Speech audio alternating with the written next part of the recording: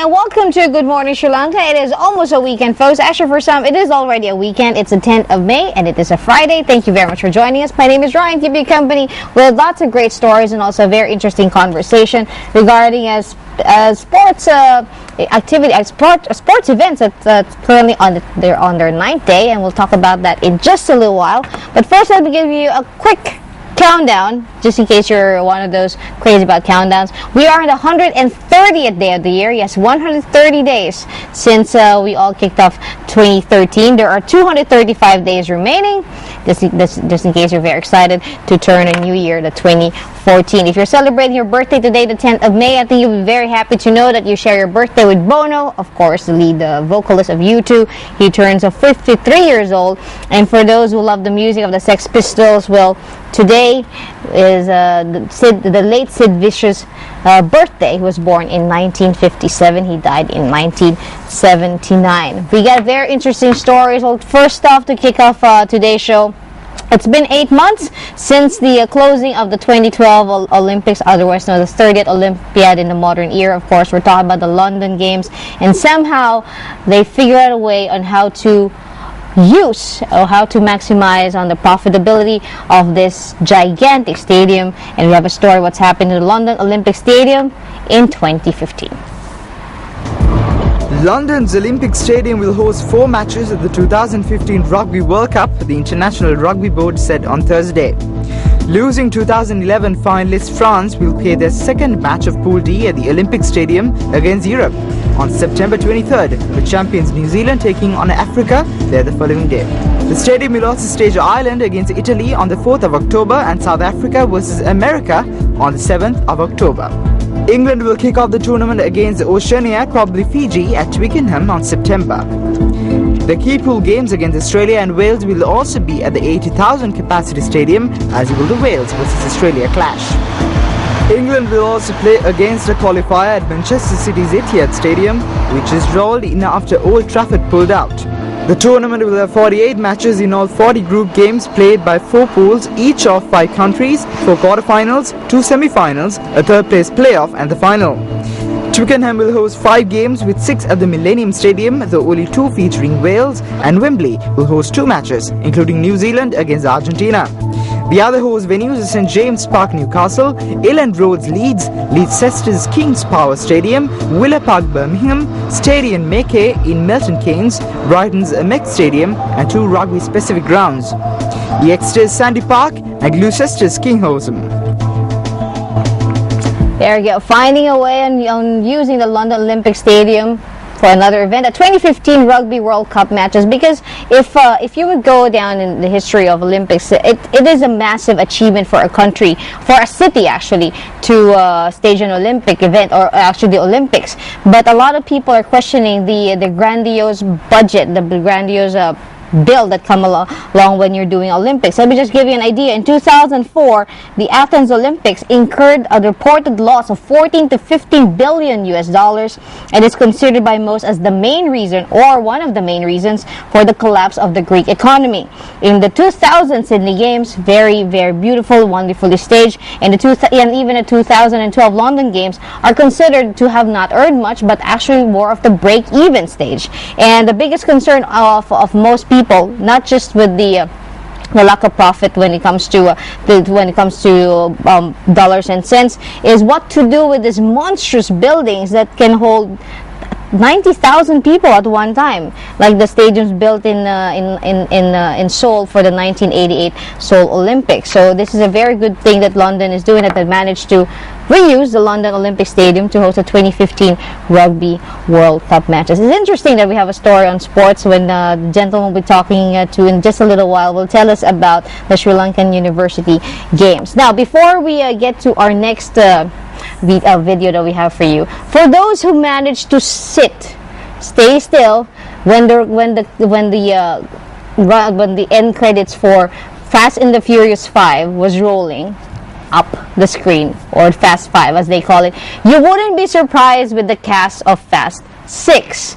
But just in case you don't know what I'm talking about, it's coming our way May 24, and here's that movie, high octane, absolutely power to the metal from start to finish. This is Fast 6. Check this out. This is what 100 million buys, huh? It wasn't that hard to find you, Toretto. Wasn't hiding. Last week, a team of highly coordinated drivers took down an entire military convoy. You know, Rio was my last job. Oh, I know you didn't do it. But you're gonna help me take down the team that did. And why is that, Hobbs? Been chasing this crew across 12 countries. This was taken a week ago. It's impossible. I need your help, Dom.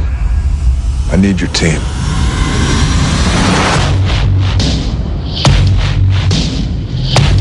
Why do I smell baby oil? You keep running your pie hole, you're gonna smell an ass kicking. You got the best crew in the world standing right in front of you.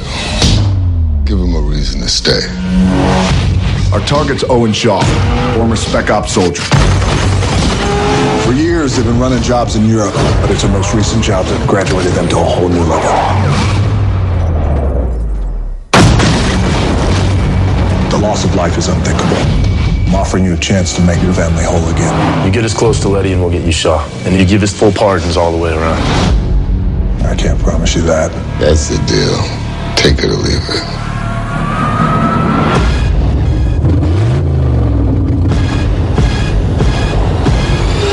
Ride or die.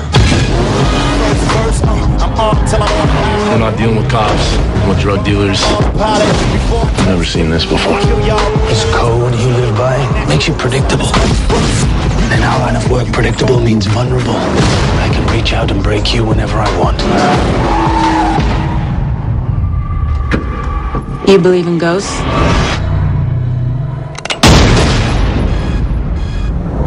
Maybe the Letty we once knew is gone. You don't turn your back on them, even when they do.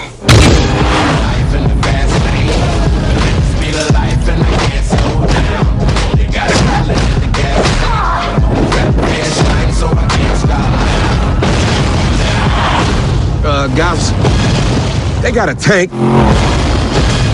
Damn.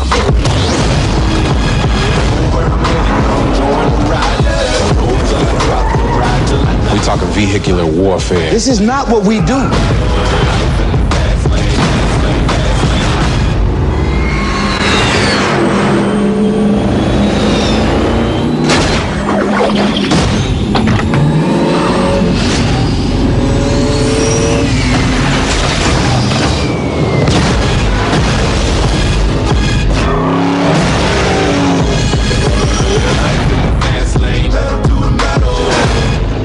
Well, there you go. Fast and the Furious 6, otherwise known as Fast 6, directed by Justin Lin and coming our way 24th of May. And for all you high-octane speed demons, there you go, a movie to get excited for. The funny thing that I find, because I'm one of those who managed to sit down through the end credits of Fast 5. So the presence of Michelle Rodriguez is not a surprise for me, but for most it is, because she was thought of as already her character has died in the previous Fast and the Furious franchises. Well, it's the same cast and characters, of course. Vin Diesel is back, Paul Walker, Dwayne Johnson, who this time kind of teams up with the Toretto O'Connor tandem, and you have Jordana Brewster, very beautiful Jordana Brewster, Tyrese Gibson, Michelle Rodriguez, of course, and even some guys you might probably remember from Too Fast, Too Furious. So they're now done with drifting and using muscle cars. Now they have a tank.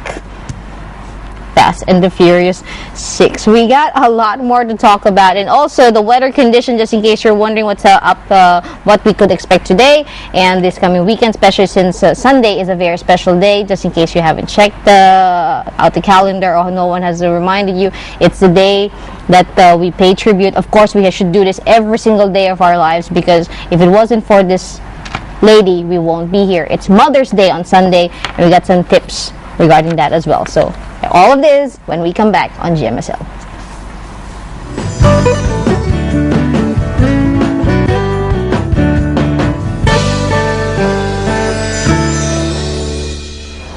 Welcome back to Good Morning Sri Lanka. And earlier we featured about the use of the London Olympic Stadium to the venue for to host the 2015 Rugby World Cup.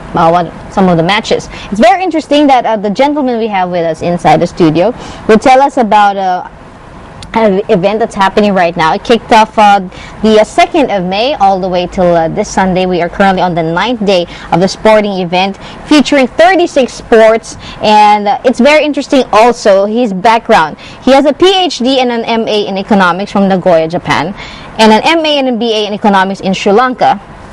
But he's the chairman of the sports board of the University of Colombo.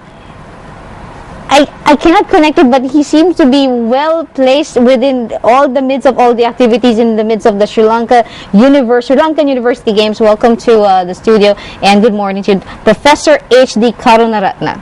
Very good morning to all. Good morning. What is an economics MA PhD holder doing in the world of sports? It's interesting, yeah, that the University of Colombo, we have 7 faculties and 12,000 students.